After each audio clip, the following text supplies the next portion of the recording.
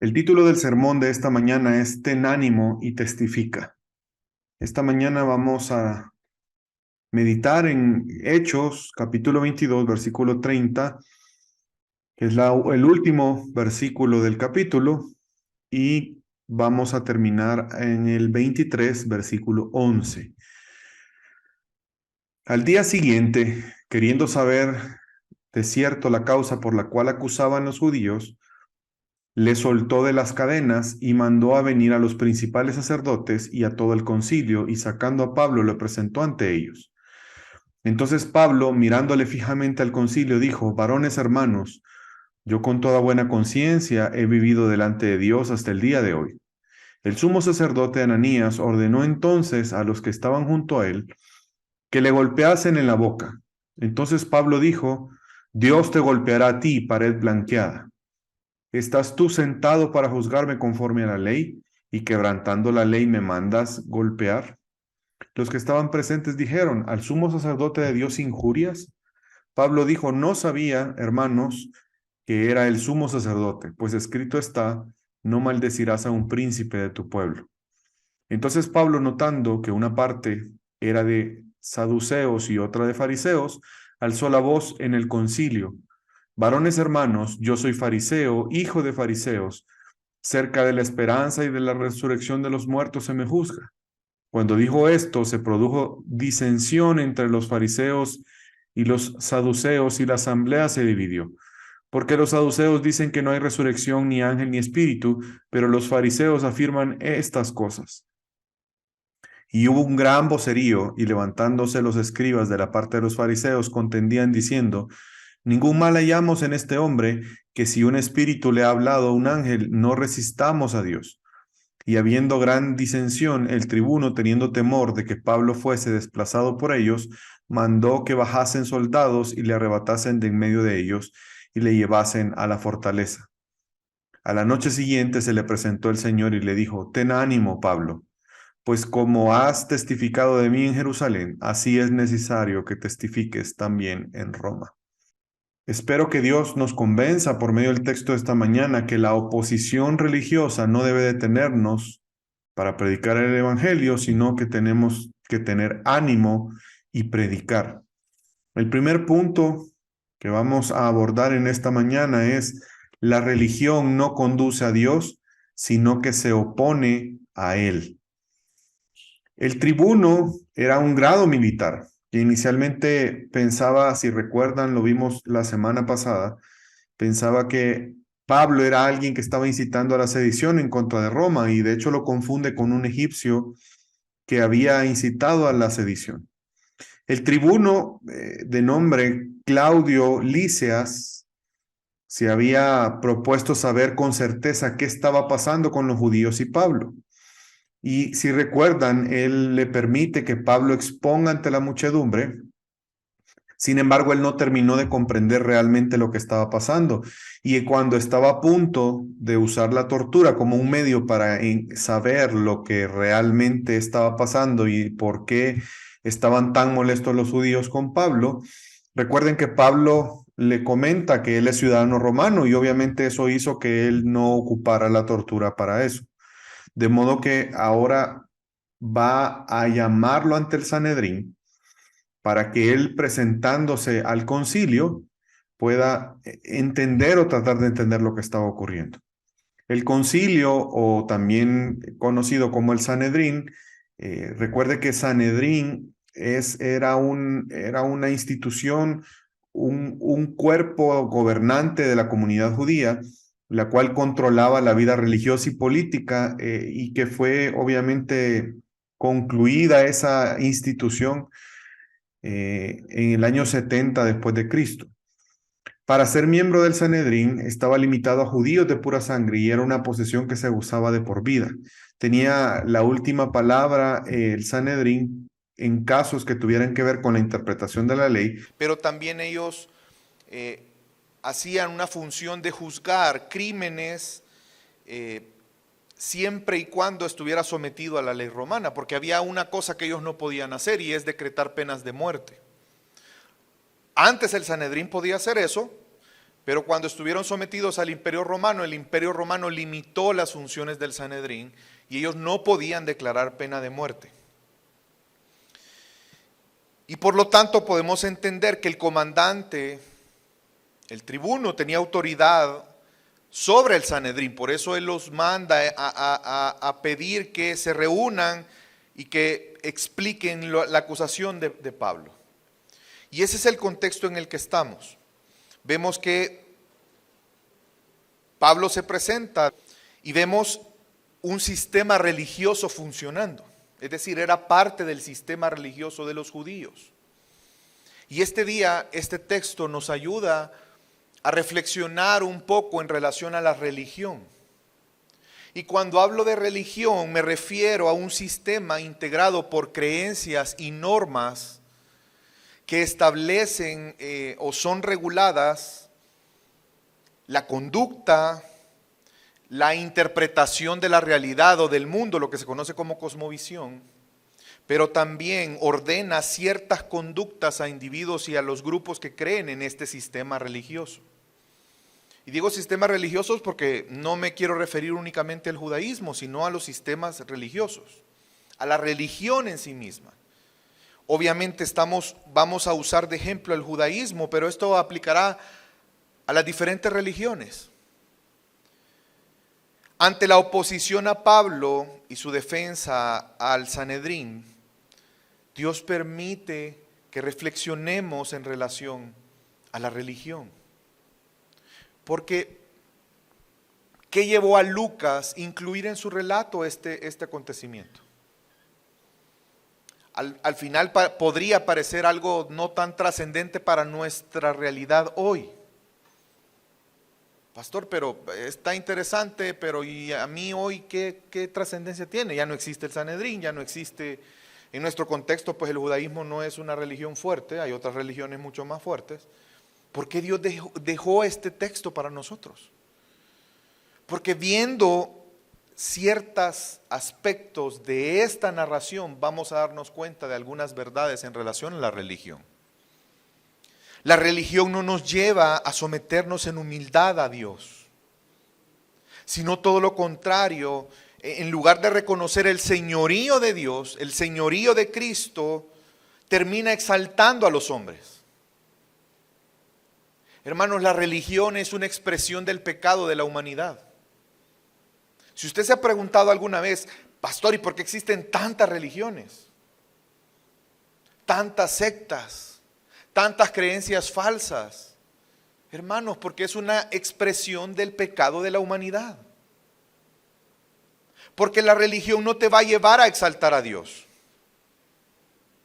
La religión va a llevar a centrar nuestra atención en el hombre. Hace a los hombres tener una concepción errada de la verdad, de la realidad de las cosas, a tener una cosmovisión equivocada, a interpretar lo que pasa a nuestro alrededor de forma equivocada. Hermanos, la religión no produce piedad, sino todo lo contrario. Recuerde que la piedad, si queremos definir piedad, es una forma correcta de concebir y relacionarnos con Dios. La religión no te va a llevar, no nos va a llevar, no va a llevar a la humanidad a tener una concepción correcta de Dios, sino todo lo contrario.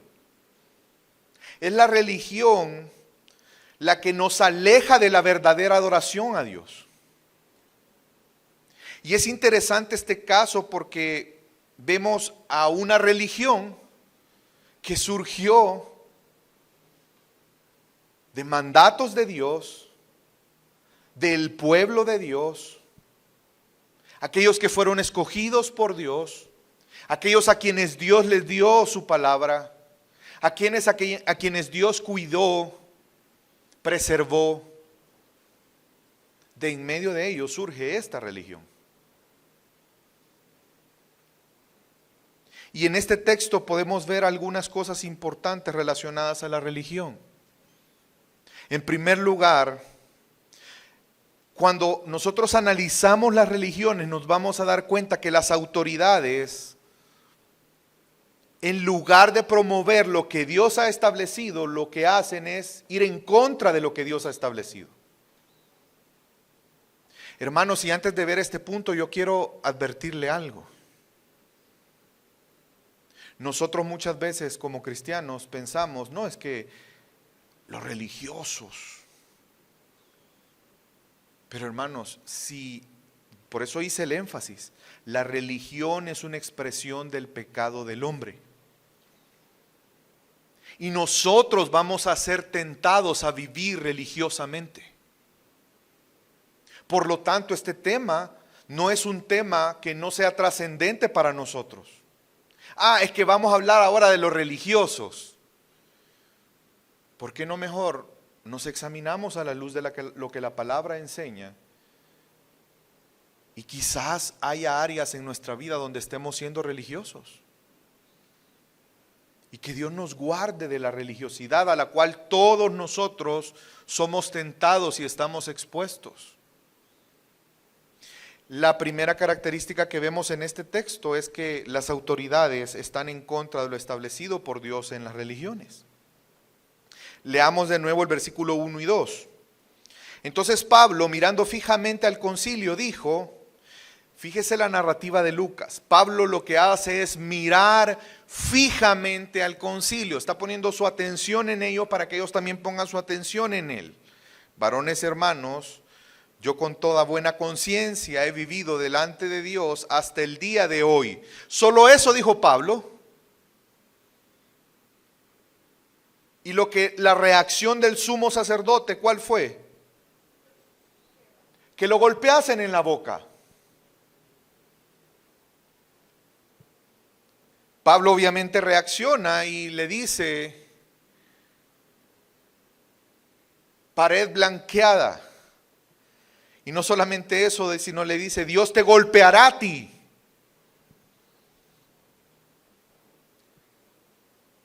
Pero miren qué interesante la pregunta que le hace Pablo a él, al sumo sacerdote. ¿Estás tú sentado para juzgarme conforme a la ley y quebrantando la ley me mandas golpear? Porque era irónico. Era irónico que aquel que supuestamente era quien estaba ahí para hacer prevalecer la ley, aquel que supuestamente era el mayor ejemplo de celo en el cumplimiento de la ley, estaba ordenando a otros que incumplieran la ley para con esta acción.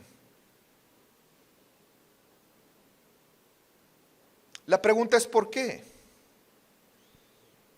Y ya vamos a entrar también al ver la acción de golpear, ¿por qué? Pero ¿por qué esta reacción? Es decir, ¿cuál fue la gran ofensa que Pablo dijo? Él habló de que con toda buena conciencia. Lo que él estaba diciendo, lo que Pablo estaba diciendo, tenemos que entender lo que los judíos entendieron de lo que Pablo estaba diciendo, o lo que él estaba diciendo en esa frase.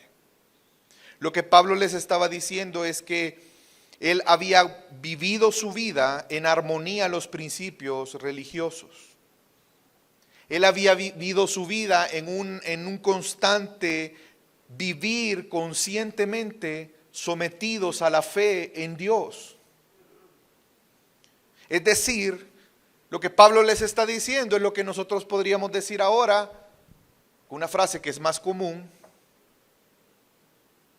Yo he vivido con la conciencia, o vivo con la conciencia tranquila. ¿Ya ha escuchado usted esa frase? El sentido que Pablo está diciendo en esta frase es ese.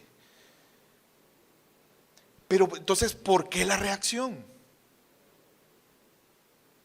De hecho, el golpear en la boca era una señal que el que estaba hablando debía de ser callado porque estaba diciendo una blasfemia.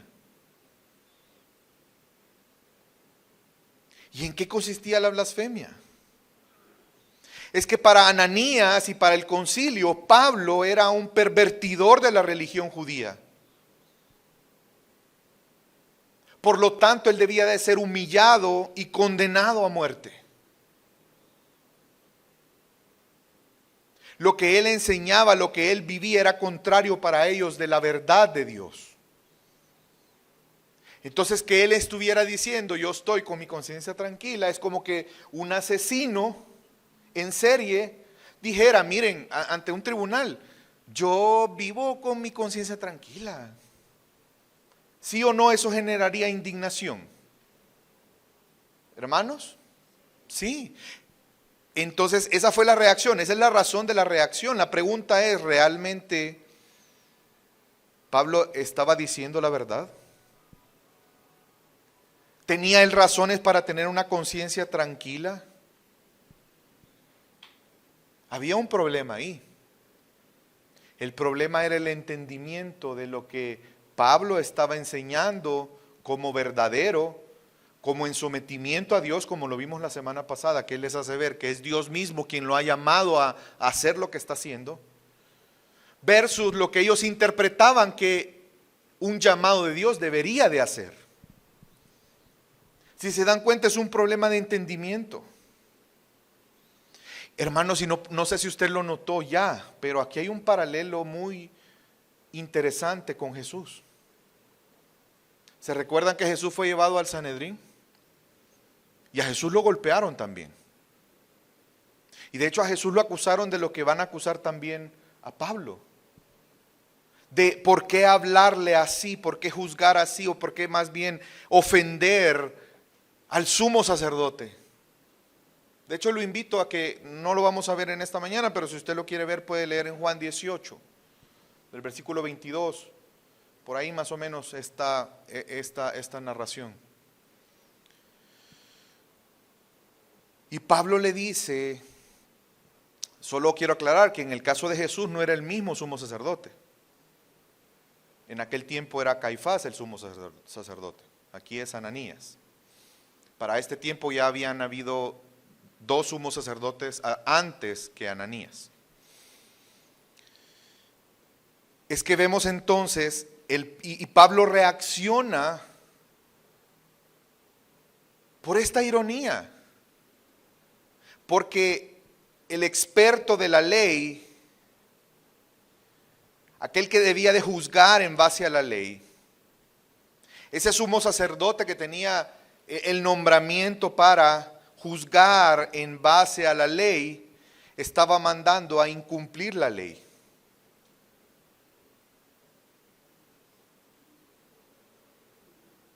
Había una injusticia cometiéndose por aquel que estaba llamado a ejercer justicia.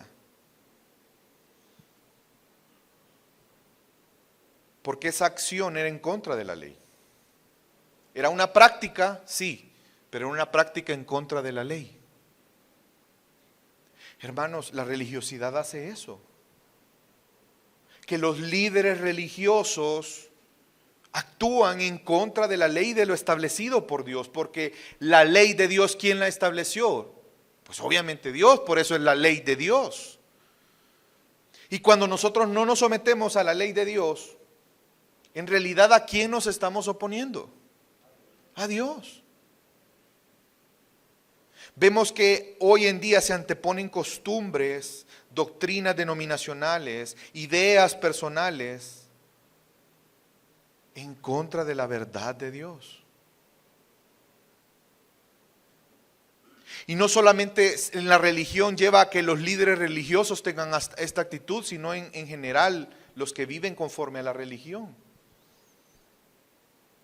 Porque piden cosas a otros que ellos mismos no cumplen. Unos padres religiosos serán aquellos que exigen a sus hijos que obedezcan la palabra de Dios, que vivan conforme a la palabra de Dios, pero ellos no están dispuestos a someterse a la palabra de Dios. Muchas veces nos mueve más el qué dirán. Esa es una actitud religiosa. Nos motiva más el mantener una imagen que el obedecer a Dios. Esa es una actitud religiosa. O aún sabiendo que nuestro pensar o nuestro actuar no es conforme a la palabra de Dios, igual decidimos seguirlo haciendo. Esa es una acción religiosa. O aquellos que piensan que lo que hacen para Dios es suficiente para justificar su vida delante de Dios. Y piensan que con, no sé, hacer acciones para Dios, servir a Dios, dar dinero para Dios, eso va a justificar y no implicará que deban de rendir su vida a Dios. Hermanos, la religión no te lleva a la verdadera adoración a Dios. La religión te separa de Dios.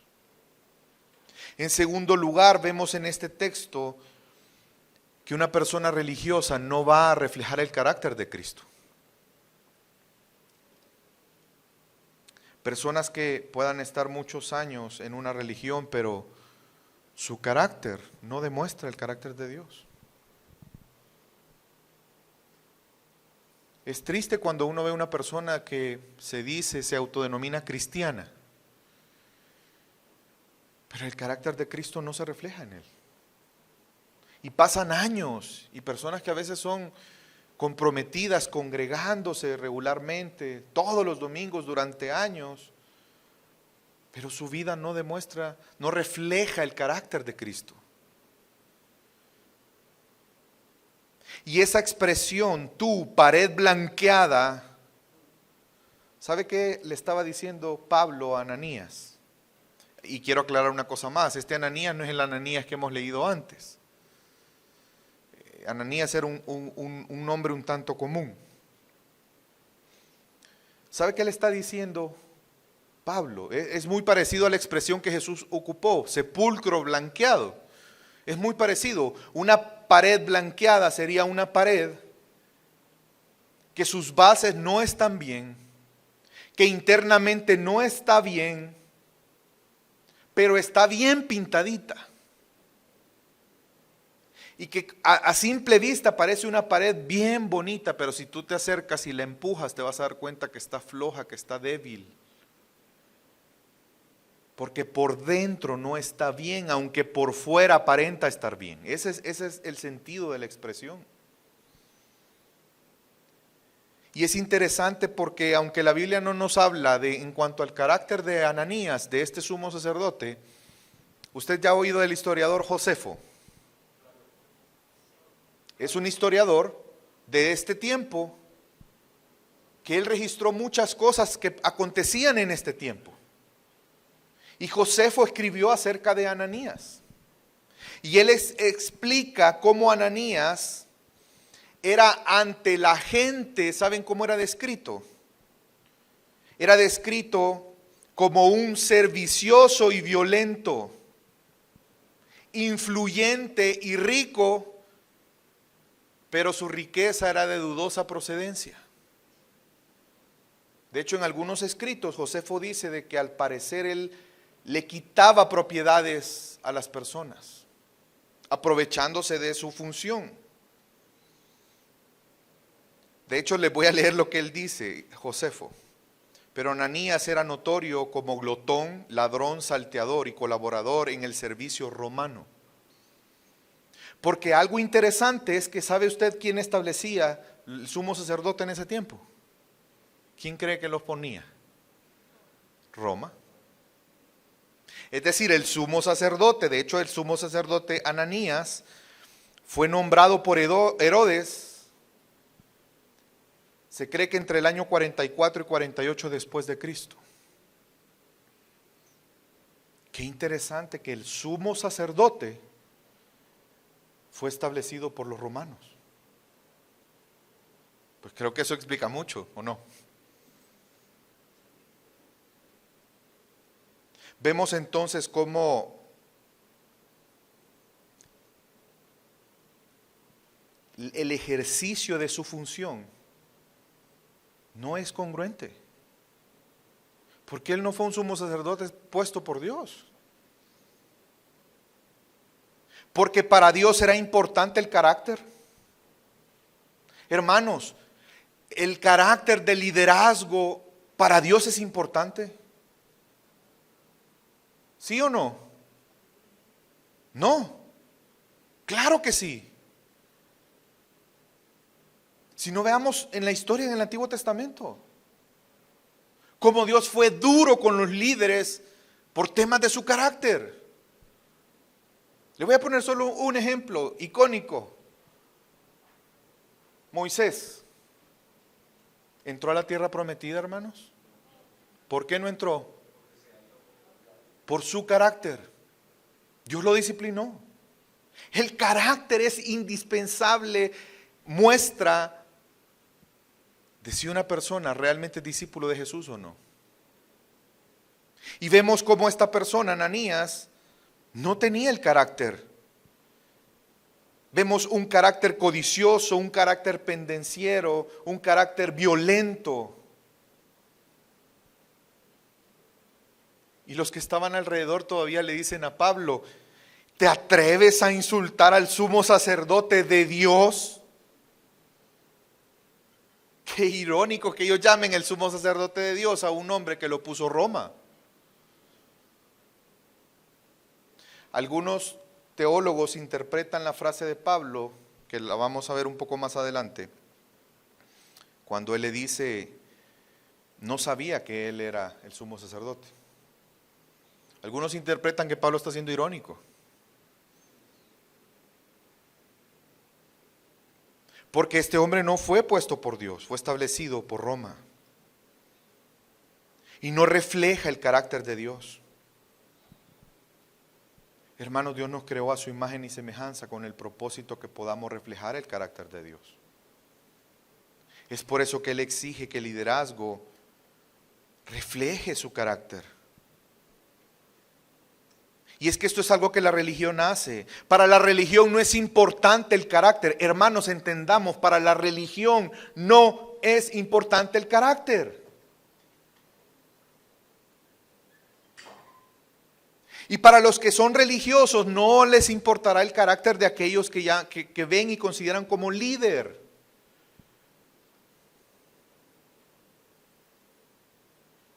Porque lo que va a prevalecer es la estructura religiosa. Hermanos, esa es la explicación de por qué a veces hay pastores que fallando y no teniendo el carácter idóneo conforme a la verdad siguen siendo pastores. Y las iglesias siguen apoyándoles. Porque es un efecto de la religiosidad. Prevalece la estructura religiosa, prevalece la fuerza y el poder que hay dentro de la religión. Y vemos las luchas de poderes. El luchar por poder es una muestra de falta de carácter conforme a la verdad de Dios. Y quiero aclarar algo, cuando digo falta de carácter, no lo vaya a interpretar como que es una persona que no es de carácter fuerte. No, cuando digo falta de carácter me refiero a falta de carácter conforme a Cristo y a Dios. No importará la piedad, no importará la devoción a Dios. Es que no puedes hablar en nombre del ungido del Señor. ¿Pero qué nos dice la Biblia? Hermanos, los pastores estamos exentos de que nos confronten. No, al contrario. Usted tiene que estar, mire, ojo. Usted tiene que cuidarme. Pastor, ese comentario que hiciste se oyó un poco arrogante. Cuidado. Porque, hermanos, somos tentados. Todos nosotros. Por eso debe haber un cuidado mutuo, pero vemos que aquí al parecer todos decían, no, él es el sumo sacerdote, entonces está bien todo, sí, está bien. A pesar del carácter contrario a la verdad. Y un contraste con Pablo. El sumo sacerdote impulsa una acción contraria a la ley. ¿Y qué hace Pablo cuando pide perdón? Cita el Antiguo Testamento, cita Éxodo 22, 28, no hablarás mal de los gobernadores de tu pueblo. Estas son instrucciones que Dios estaba dando al pueblo en Éxodo, que no podían murmurar ni hablar mal en contra de las autoridades que Dios había establecido.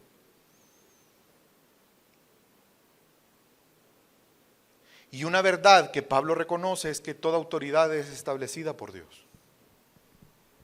Hermanos, no significa que Dios esté de acuerdo con las cosas que las autoridades hacen en contra de Él, pero entendamos, ¿quién quita y pone reyes? Dios. La autoridad, el único que tiene autoridad es Dios, y Dios lo que hace es delegar la autoridad Pero ese a quien le ha sido delegada la autoridad se va a entender con Dios. Por eso vemos en Romanos 13 Pablo diciéndole: sométase a toda autoridad, está hablando civil. Por eso vemos que Dios manda a los hijos a someterse a sus padres, porque la autoridad delegada en el hogar son los padres. Por eso vemos a la esposa que Dios le dice que se someta a su esposo, porque la autoridad es el esposo como cabeza en representación de Cristo. Y si bien es cierto, él estaba haciendo algo injusto, Pablo reconoce esto. Pablo sabía que tenía que someterse a la obediencia, a Dios, en cuanto al respeto. Pero al final no terminó de ser cierto lo que él dijo. De hecho, algunos entienden que fue como una especie de maldición, porque este sumo sacerdote años después muere, es asesinado por el mismo pueblo, por el pueblo judío me refiero, en unas revueltas. Hermanos, vemos en el Nuevo Testamento como cartas como Timoteo y Tito nos hablan de la importancia del carácter para un liderazgo.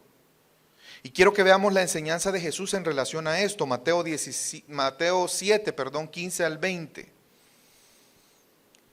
Guardaos de los falsos profetas que vienen a vosotros con vestidos de ovejas, pero por dentro son lobos rapaces.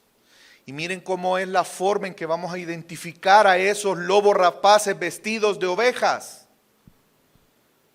Por sus frutos los conoceréis. Y Jesús explica por qué.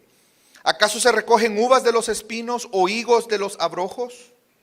Así todo buen árbol da buenos frutos, pero el árbol malo da frutos malos. No puede el buen árbol dar malos frutos y el árbol malo dar frutos buenos. Todo árbol que no da fruto es cortado y echado en el fuego. Así que por sus frutos, es que hermanos, es un tema de naturaleza. Un palo, un árbol de limón, ¿qué va a dar? Naranjas. ¿Puede un árbol de limón dar naranjas? No, porque es un tema de naturaleza. Un verdadero creyente que ha nacido de Dios, ha nacido de nuevo, ¿cuáles van a ser sus frutos? Los frutos el fruto del Espíritu. Por la nueva naturaleza que hay en nosotros. Porque estamos siendo conformados a la imagen de Jesús. Por eso es tan importante el carácter en el liderazgo y aquellos que sirven al Señor. Bueno, en general en todo creyente, pero mucho más en aquellos que dirigen, que sirven, que ministran. El carácter es importante. Y en segundo lugar, en tercer lugar más bien, otra característica de la religión es que prevalecen los intereses personales por encima de los de Dios. La religiosidad hace eso. Y si recuerda en la narración, hubo un gran alboroto y fue Pablo nada más tirando una cascarita con un tema doctrinal que encendió la llama de la discusión. Acompáñeme a leer el versículo 6 del capítulo 23. Entonces Pablo, notando que una parte eran de saduceos y otra de fariseos, alzó la voz en el concilio: varones hermanos, yo soy fariseo, hijo de fariseos, acerca de la esperanza y de la resurrección de los muertos se me juzga. Pablo se está identificando como fariseo. No solamente por ser judío, no solamente por la educación como lo vimos la semana pasada, sino también porque él estaba de acuerdo en ese punto, en la resurrección. Porque hermanos, ¿acaso en el cristianismo no es indispensable y una doctrina esencial para nuestra fe cristiana la resurrección? Claro que sí. ¿Y la esperanza que surge de la resurrección? Claro que sí. Pero muchos creen que Pablo aquí fue muy sagaz en lanzar un fósforo para que se prendiera la llama de la discusión. Porque si se da cuenta al final, eso le jugó en favor a Pablo. Porque él sabía que la mayoría eran fariseos. Aquellos que estaban persiguiendo a Pablo, que persiguieron a Jesús, ahora estaban a favor de Pablo. ¿Por qué? Pues como Pablo estaba de acuerdo con ellos, y esa es una característica de la religiosidad, que yo me voy a llevar con aquellos que están de acuerdo conmigo, aunque el que está en desacuerdo conmigo, su argumento sea bíblico, no me importa. O pensás como yo, o te desecho. Hermanos, eso es algo que no se vive únicamente en un contexto del judaísmo. Qué triste es ver cuando hay división entre cristianos y a veces por doctrinas secundarias, que no te quieren hablar porque tú no crees en el arrebato. Posturas escatológicas. Y te tachan de que eres impío, incircunciso. Y no te tienen que juntar contigo. Hermanos, esas son actitudes religiosas. Y quiero que noten la palabra que Pablo usa, disensión. Bueno, dependiendo de la versión que usted lea. Pero ¿sabe qué significa eso? Que hubo una revuelta a tal punto que ¿qué hizo el tribuno? Mandó a los soldados que sacaran a Pablo porque le daba temor que lo mataran. ¿Usted se imagina qué tipo de discusión era esa? No era una discusión cortés, con respeto. Hermanos, era una discusión violenta. ¿Ya ha visto usted alguna vez en algún congreso de algún país donde diputados empiezan a golpearse? Pues algo así. Y yo les hago una pregunta. ¿Será que esa discusión glorificaba a Dios? Es decir, la forma en que se desarrollaba. ¿Será que Dios estaba impulsando esas actitudes? ¿Estaba Dios ahí? No, el punto es que mi punto tiene que ser el que gana. Y eso es lo que hace la religión. No, es que yo creo, pastor, yo tengo 30 años de ser creyente, yo creo esto. Hermano, pero la palabra dice, no, pero esto es, hermano, esto es. O muchas veces escuchando la verdad, la ignoramos, la pasamos por alto, no le damos trascendencia, no estamos dispuestos a cambiar nuestra forma de pensar y actuar conforme a la verdad cuando somos religiosos.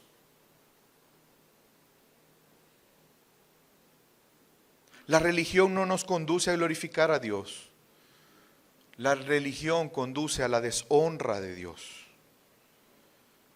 Nos hace poner nuestra mirada en cosas que no son importantes. Nos hace desviarnos de la verdad. Hermanos, somos humildes para renovar nuestra mente conforme a la verdad cuando nos damos cuenta que algo que pensamos, creemos o vivimos no es conforme a la verdad de Dios. Porque si no estamos dispuestos, quizás deberíamos de analizarnos si no estamos viviendo religiosamente el cristianismo. Si no nos pensamos que el carácter no es importante, lo más importante es hacer para Dios. Hermanos, eso es una visión religiosa. O cuando estamos yendo en contra de lo que Dios ha establecido al no obedecer. Es que entendamos, cada vez que no obedecemos a lo que Dios nos ha mandado a hacer, es pecado. Podemos pasar un mes argumentando, pero es y seguirá siendo delante de Dios pecado. Por eso, hermanos, podemos concluir que la oposición religiosa no debe detenernos, sino animarnos a predicar. Porque cuando prediques el evangelio van a haber personas que van a argumentar por su religión. Van a haber personas que te van a decir, no estoy de acuerdo con eso, y no. Pero eso no tiene que detenerte a predicar. O aún nuestra propia religiosidad puede ser un tropiezo para que proclamemos el Evangelio. Ya sea que haya una oposición de otros o una oposición de nuestra propia religión o nuestra propia religiosidad, eso no debe detenernos. Por lo tanto, ten ánimo y predica. Y el segundo punto en este sermón con el cual quiero concluir es que ese precisamente, que tengamos ánimo y prediquemos porque Dios cumple su voluntad. Si lo vemos de una manera natural, hermanos, pareciera que a Pablo se le está complicando la situación. Y pareciera ser que la vida de Pablo quizás no va a terminar más bien en Jerusalén. No sé cómo Pablo se sentía en ese momento, porque me imagino que debe de ser desgastante estar en constante estrés, preocupación, porque entendamos, o sea, el tipo de situaciones en las que Pablo estaba envuelto, el tipo de discusiones, no eran discusiones tranquilas. Había violencia. Él había visto lo que este tipo de personas habían hecho con Esteban y de hecho él participó también. Hermanos, pero Dios es tan bueno que vemos que Jesús mismo lo anima. Dice el versículo 11, a la noche siguiente se le presentó el Señor y le dijo, ten ánimo, ten ánimo. Y le recuerda el propósito. Ten ánimo, Pablo, pues como has testificado de mí en Jerusalén, ¿qué le dice el Señor? Así es necesario que testifiques también en Roma. Recuerde que Pablo quería ir a Roma y de hecho quería ir a España también. Pero él se sometió a la voluntad de Dios yendo a Jerusalén. Pues lo que Dios le está diciendo es, sí te voy a mandar a Roma, solo que no como tú pensabas. Pero así como has predicado aquí, será necesario que prediques en Roma. Por eso, ten ánimo. Ten ánimo. Y es que, hermanos, ¿quién se lo está diciendo? Jesús, el Señor, nuestro gran sumo sacerdote. Y quiero que vea el contraste entre Ananías como sumo sacerdote y el contraste entre Jesús como nuestro sumo sacerdote. Acompáñeme a leer Hebreos capítulo 5. Vamos a leer desde el versículo 5 hasta el versículo 10. Así tampoco Cristo está hablando, si usted ve el contexto de Hebreos 5, está hablando de Jesús como sumo sacerdote.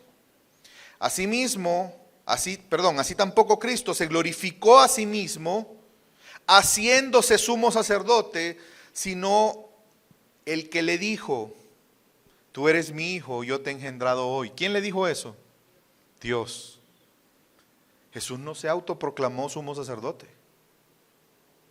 A Jesús Dios lo estableció como sumo sacerdote. Como también dice en otro lugar, tú eres sacerdote para siempre, según el orden de Melquisedec. Y sigue diciendo el autor de Hebreos, y Cristo en los días de su carne ofreció ruegos y súplicas con gran clamor y lágrimas al que podía librarle de la muerte. Vemos el carácter de Jesús. Si bien es cierto, él humanamente hablando sabía lo que iba a enfrentar al ir a la cruz, pero él se sometió a la voluntad de Dios. Y sigue diciendo, fue oído a causa de su temor reverente. Vemos que él realmente temía a su Padre. Tenía temor hacia Dios. Y aunque era hijo, por lo que padeció, aprendió la obediencia. Él no fue un sumo sacerdote que estableció su palabra por encima de la palabra de Dios. Él no fue un sacerdote que buscó su bienestar, sus intereses, su poder. Él aprendió obediencia. Siendo el Hijo de Dios, aprendió obediencia, se sometió a la voluntad de su Padre y habiendo sido perfeccionado, miren qué hermoso, vino a ser autor de eterna salvación para todos los que le obedecen. Vemos aquí fruto de la nueva naturaleza, el procurar obedecer a Dios. Ya no vivimos para nosotros mismos, ahora vivimos para Él en obediencia. Y fue declarado por Dios sumo sacerdote. No por Roma, no por hombres, no por Él mismo, por Dios. El autor de nuestra eterna salvación. Ese gran sumo sacerdote le está diciendo a Pablo, ten ánimo y predica. Ten ánimo. No desfallezcas, no permitas que el desánimo impida hacer mi voluntad. Ten ánimo. Jesús le está recordando algo que sabemos, que la obra es de Él y no nuestra. Por eso debemos de tener ánimo y confiar. Estamos en un mundo donde los seres humanos son religiosos, sí. La religiosidad llevará a la oposición a la verdad, sí. Pero ten ánimo. Ten ánimo. La religión no podrá oponerse, hermanos, a los propósitos de Dios. Nuestro pecado no va a poder oponerse a los propósitos de Dios. Qué interesante el contraste entre el carácter, la actitud, las decisiones de Cristo versus las de Ananías. ¿Qué diferencia es entre la vida y la muerte disfrazada de vida llamada religión? Pero es un disfraz, no es real. Hermano, ten ánimo. Hermanos, tengamos ánimo. No te desanimes en proclamar la verdad a otros. ¿Y saben qué significa ánimo? En griego es la palabra tarseo. ¿Y sabe qué significa? Tener o ser capacitado o caracterizado por la confianza y la seguridad. Es decir, es la valentía, es el ánimo que viene de la confianza y la seguridad. Pero no en nosotros mismos, porque eso sería religiosidad, sino en aquel que nos ha enviado. Hermanos, ¿por qué debemos de tener confianza y seguridad para proclamar el Evangelio? Porque nuestra confianza está en el Señor Jesucristo, quien es nuestro sumo sacerdote. Quien es el autor y el consumador de la fe. Quien es el Señor sobre todas las cosas. Quien es el que nos ha mandado a hacer, a cumplir sus propósitos y su voluntad. Por lo tanto, ten ánimo. Confía en el Señor. Descansa en Él. No importando cuánta oposición haya. No importando cuánta violencia, cuánta inseguridad hay a nuestro alrededor. Jesús es nuestro buen pastor, nuestro sumo sacerdote. Por lo tanto, confiemos y descansemos en Él y tengamos ánimo. Hermanos, podemos concluir que ante la oposición religiosa no debe detenernos, sino ten ánimo y predica. Ten ánimo y predica en tiempo y fuera de tiempo. Sin temor, proclamemos, aconsejemos y enseñemos a Cristo Jesús a todos los que están a nuestro alrededor. Y si tú en esta mañana has identificado religiosidad en tu vida, simplemente arrepiéntete delante de Él y entrega tu vida a Él en esa área, en obediencia y en sometimiento a su voluntad. Que el Señor nos guíe a cada uno de nosotros, hermanos, para cumplir su voluntad y su propósito en nuestra vida y a través de nosotros al proclamar, aconsejar y enseñar a otros. Vamos a orar.